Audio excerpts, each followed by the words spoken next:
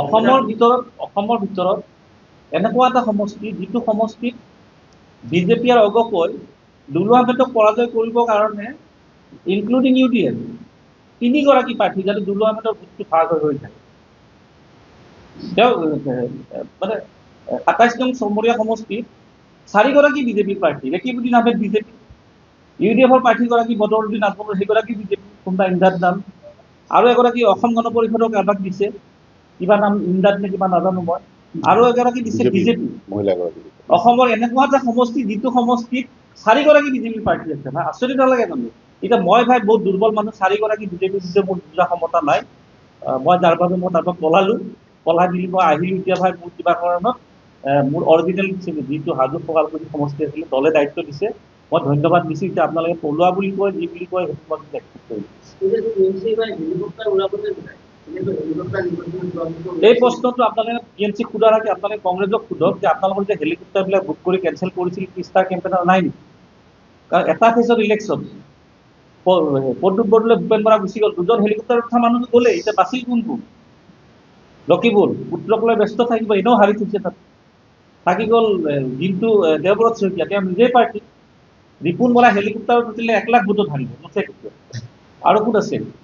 আৰু এগৰাকী আছে ৰ'ব, গৌৰৱ গগৈ। গৌৰৱ গগৈৰ কথা বেলেগ, তেওঁ হেলিকপ্টাৰ প্লেনত থাকি ভাল পায়, মই গৌৰৱৰ বিষয়ে ক'ম। এতিয়া অকিলক লৈছে, অকিলে ঘূৰি থাকিব আৰু হেলিকপ্টাৰ কৰি দিছে।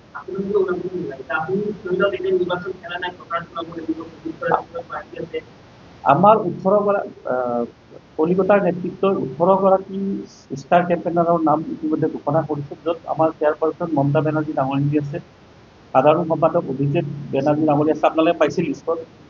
আমাৰ অসমৰ সুস্মিতা দেৱ আৰু ময়ো আছো। এতিয়া আমি হেলিকপ্টাৰ হওক, গাড়ী হওক, ৰাস্তাত আমি যিফালে পাৰোঁ যেনেকৈ পাৰোঁ আমাৰ যাম আৰু আপোনালোক সময়ত জনাম। হেলিকপ্টাৰটো ডাঙৰ বস্তু নহয়, আমাৰ কমিউনিকেশ্যনটো আমি কি ধৰণে যাতে আগুৱাই যাব পাৰোঁ। এতিয়ালৈ আমাৰ চূড়ান্ত হোৱা নাই। আমাৰ যিহেতু আজি প্ৰাৰ্থী তালিকা চূড়ান্ত হৈছে, অহা কাইলৈ ধৰি লওক আমাৰ এইটো প্ৰগ্ৰেম। আৰু মমতা বেনাৰ্জী ডাঙৰীয়াৰ লগতে আমাৰ চাইনী ঘোষ আহিব, ইছুক ফাটাক আহিব, আপোনাৰ শতাব্দীৰ আহিব, তেনেকুৱা মহুৱা মিত্ৰ আহিব, প্ৰায় 18গৰাকী প্ৰাৰ্থী আমাৰ কেম্প প্ৰচাৰৰ বাবে ইয়াত অসমলৈ আহিব।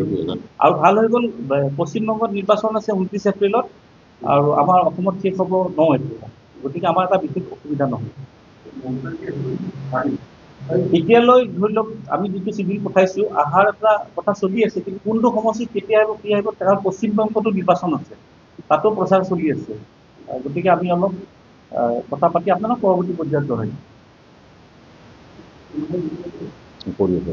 আমাৰ আহিলে 9 তাৰিখৰ ভিতৰতে আহিব লাগিব, খুব সম্ভৱ এই মাহত নাহিব, আহিলে আপোনাৰ ধৰি লওক 1 তাৰিখৰ পিছত 1ৰ পৰা 7লৈকে লাষ্ট পৰ্যায়ত আহিব।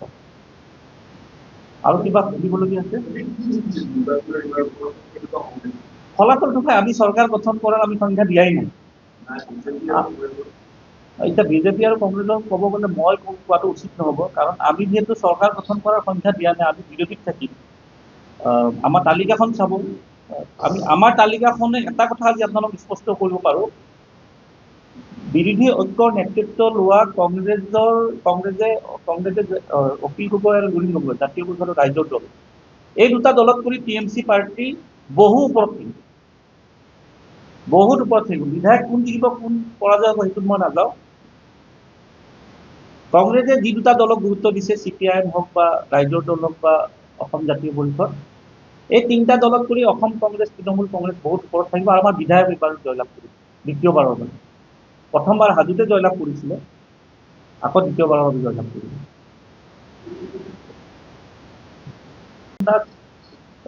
উদাৰপন, কাটিগড়াত ফজলুৰ ৰহমান লস্কৰ, সোনাই শাহজাহান লস্কৰ, কৰিমগঞ্জ পৰিমল ৰঞ্জন ৰয়, কৰিমগঞ্জ সাউথ আজিজ আহমেদ খান, ৰানু খান।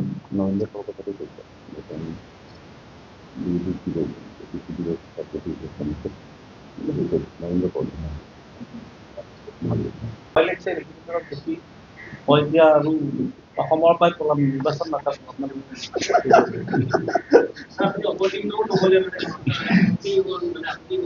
তাতকৈ ভাল কথা কি আছে, এইটো হৈ গ'ল। আৰু আপোনালোকে কৈ আছিল কেইদিনমান আগতে দুলু আহমেদে ৰাজনীতি কৰিছে, জুবিন গাৰ্গৰ ন্যায় বিচাৰিছে, অকল ৰাজনীতিত জয়লাভ কৰিব, আজি সেইটোও ক্লিয়াৰ হৈ গ'ল। কৰিছে জানো কোনোবা কিনাৰ খেতি পাই? মইতো আজি দিম কি বোলে মই আকৌ কৈ আছো, মই চাই আছিলো, মই যেতিয়াৰ পৰা জুবিন, এতিয়া মই 24 তাৰিখে ছিংগাপুৰ যাম, আকৌ কৈ দিম 25 তাৰিখে ফাইনেল হিয়াৰিং আছে। এতিয়া মই পলাম নে কি, পলা বুলি ক'ব নে আপোনালোকে ভাল কাম কৰিছে বুলি ক'ব? 23 তাৰিখে নমিনেশ্যন দিম মোৰ পত্নীৰ অহাকালি, 24 তাৰিখে মই ছিংগাপুৰ যাম, মোৰ পুলিচৰ তাত মাতি পঠিয়াইছে।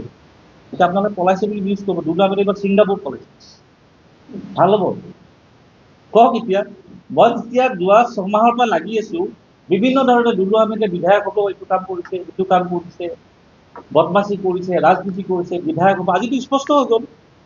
মইতো চেক্ৰিফাইচ কৰিলো, মই খেলা নাই নিৰ্বাচন, মোৰ ঘৰৰ কোনে খেলিছেতো বাদ দিয়ক।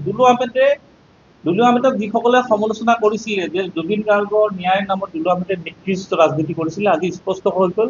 সেইসকলক মই আজি আপোনালোকৰ সংবাদ মাধ্যমৰ জৰিয়তে জনাব বিচাৰিছো যে আজিৰ পৰা আৰু মোৰ সততাৰ ওপৰত কষ্ট কৰি লাভ নাই, কাৰণ মই হৈ গ'লো অকণমান বেলেগ কাম। যিটো দুলু আহমেদে দুটাকৈ বিধানসভা নিৰ্বাচনত 1 লাখৰ ওপৰত ভোট পাইছে, আজি কিন্তু সেই দুলু আহমেদে নিজৰ দলৰ স্বাৰ্থত চেক্ৰিফাইচ কৰিছে। আৰু এই জুবিন গাৰ্গক মোক আকৌ কৈছো, মই নামটো ক'ব নাপায় কাৰণ যিহেতু ইলেকশ্যন ওচৰত, কিন্তু মই যিহেতু নেখেলো বুলি সিদ্ধান্ত ল'লো, এতিয়া সেইসকলৰ মুখত বুকৰ মুখত চুন দিয়াৰ নিচিনা হোৱা নাই জানো? বন্ধুসকল, আপোনালোকে সকলোৱে জ্ঞাত যে আমি অসম প্ৰদেশ তৃণমূল কংগ্ৰেছ বিভিন্ন ধৰণৰ ছাৰ্ভে, আমাৰ জিলা কমিটিয়ে হওক বা আমাৰ কলিকতাৰে হওক বা আমাৰ ৰাজ্যিক কমিটিৰ তত্ত্বাৱধানত যোৱা প্ৰায় 4 মাহ 5 মাহ ধৰি আমি অসমৰ বিভিন্ন জিলাত নিৰ্বাচন সম্পৰ্কে প্ৰাৰ্থী বাছনিক লৈ এক অভিযান চলাইছিলোঁ। ধৰি লওক 4 মাহ 5 মাহ আমি যাতে, কাৰণ এইবাৰ অসমৰ বিধানসভা ইলেকশ্যনটো খুব গুৰুত্বপূৰ্ণ হৈছে, ইয়াত বহুত ধৰণৰ কথা জড়িত হৈ পৰিছে। যেনে ধৰি লওক বিৰোধী ঐক্য গঠন হৈছে, বিৰোধী ঐক্য মঞ্চৰ বিতৰ্ক দিনক দিনে বাঢ়ি গৈ শেষ মুহূৰ্তত 16টা দলৰ পৰা 3টা দলে এলায়েন্স কৰিলে, বাকী দলবোৰ নিজা নিজাকৈ প্ৰাৰ্থী প্ৰক্ষেপ কৰিলে। তাৰ মাজত আমি যিহেতু তৃণমূল কংগ্ৰেছ এটা বৃহৎ দল, আৰু পশ্চিমবংগত আমাৰ 3বাৰকৈ চৰকাৰ গঠন হৈছে, আৰু আমি মুখ্য বিৰোধীত আছো বিজেপি। সেই গতিকে আমি এনেকুৱা এটা সিদ্ধান্ত লৈছো যে আমাৰ দলীয় প্ৰাৰ্থী যিসকলেই নহওক, প্ৰথম কথা চাব লাগিব কাষ্ট কমিউনিটি, দ্বিতীয় কথা চাব লাগিব গোটেই জিলাবোৰ আমাৰ কভাৰ হৈছে নে নাই, তৃতীয়তে চাব লাগিব যে ধৰি লওক যোগ্যতা, কাৰ যোগ্যতা আছে, যোগ্যতাটো সকলোৰে থাকে, কাৰ কম আছে কাৰ বেছি আছে।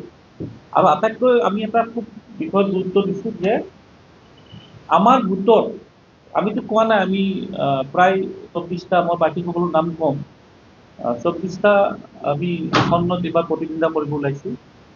তাতেতো আমি 24খনে জয়লাভ কৰিব নোৱাৰো, এইটো আৰু ইমান ডাঙৰ কথা কৈ লাভ নাই। ক'ৰবাত কোনোবা এটা সমষ্টিত এনেকুৱা হ'ব পাৰে যে আমাৰ ভোটৰ কম সংখ্যক ভোট যদি পালোঁ বা কিবা এটা সংখ্যা পালোঁ, সেই সংখ্যাটো যদি ভোট বিভাজনত বিজেপি জয়লাভ কৰিব পাৰে, তেনেকুৱা ধৰণৰ আসনত আমি প্ৰতিদ্বন্দ্বিতা কৰা।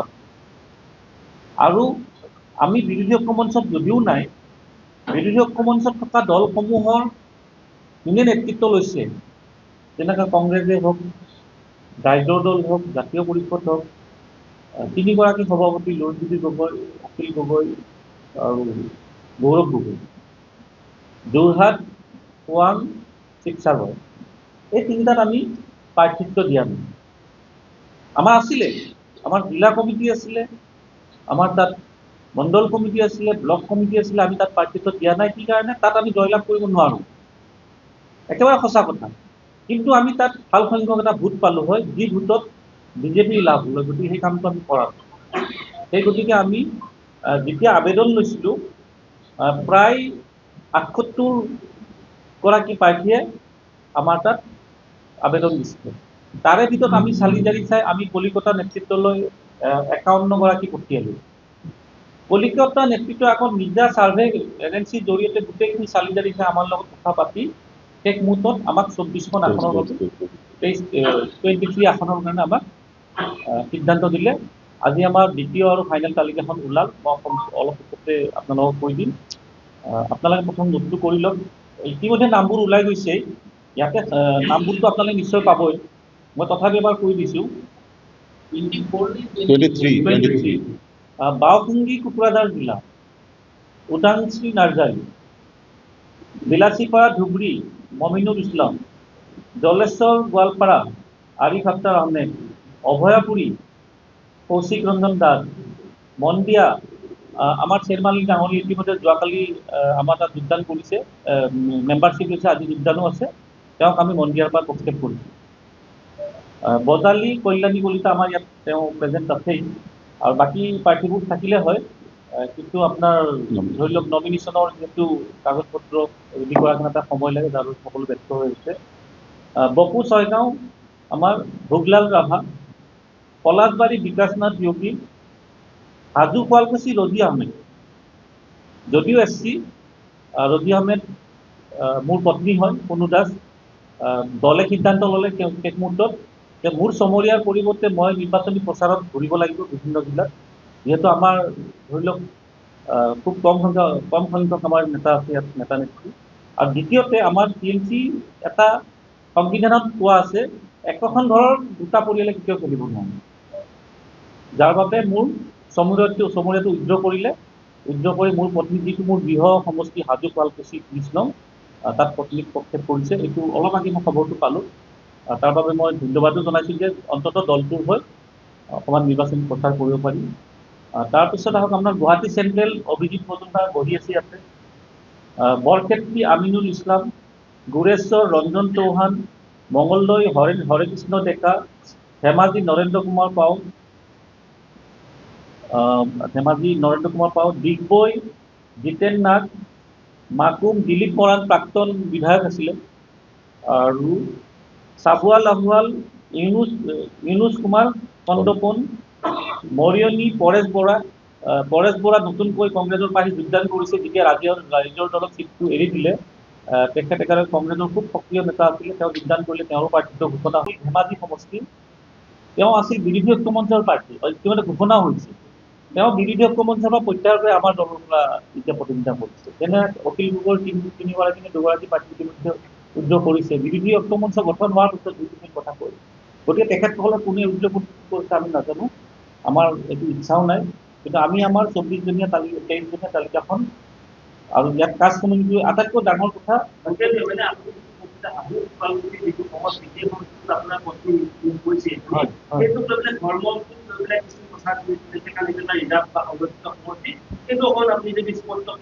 কাৰোবাৰ যদি কিবা আপত্তি আছে, মই আপোনালোকৰ সংবাদ মাধ্যমৰ জৰিয়তে কওঁ, হাইকোৰ্ট আছে, সুপ্ৰিম কোৰ্ট আছে, মানে ছেছন কোৰ্ট আছে, দৌৰি থাকক।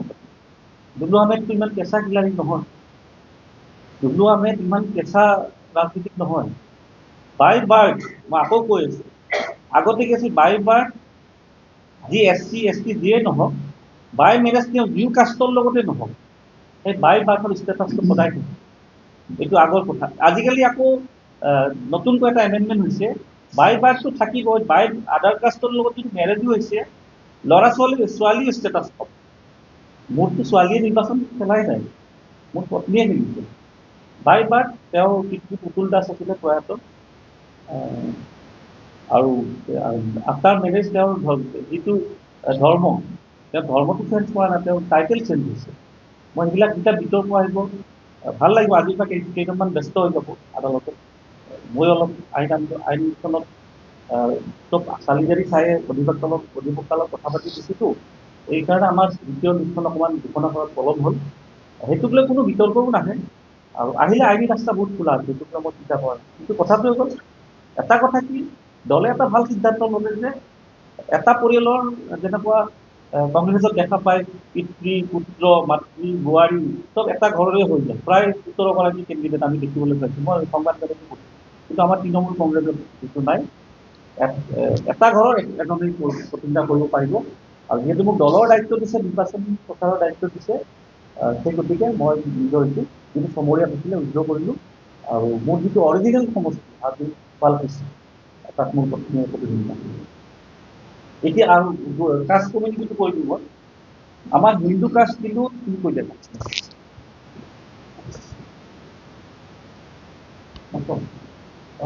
হিন্দু অসমীয়া সাধাৰণ জেনেৰেল 2গৰাকী, SC অনুসূচিত জাতি 1গৰাকী, OBC 1গৰাকী, হিন্দু বেংগলীৰ জেনেৰেল 3 গৰাকী, SC সংৰক্ষিত জাতি 1 গৰাকী,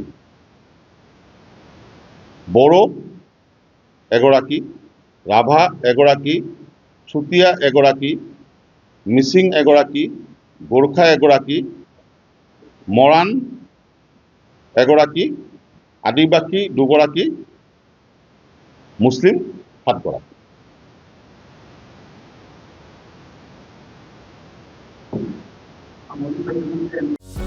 যিকোনো খবৰৰ বাবে যোগাযোগ কৰক আমাৰ এই নম্বৰত 9181 307 2221।